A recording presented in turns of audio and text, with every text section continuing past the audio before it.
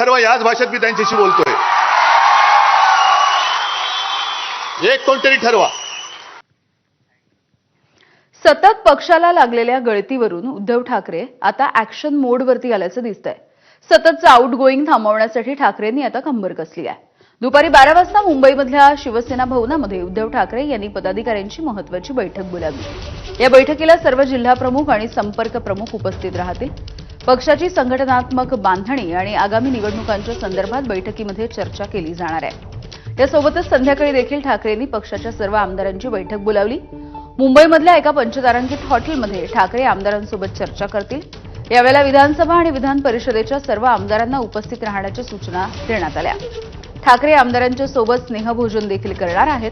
आगामी महानगरपालिका निवडणूक आणि येत्या पावसाळी अधिवेशनाच्या संदर्भात आमदारांसोबत चर्चा होईल. दरम्यान पक्षाचा डॅमेज कंट्रोल करण्यासाठी आता उद्धव ठाकरे नेमकी कोणती रणनीती आखणार हे बघणं देखील महत्त्वाचं आहे.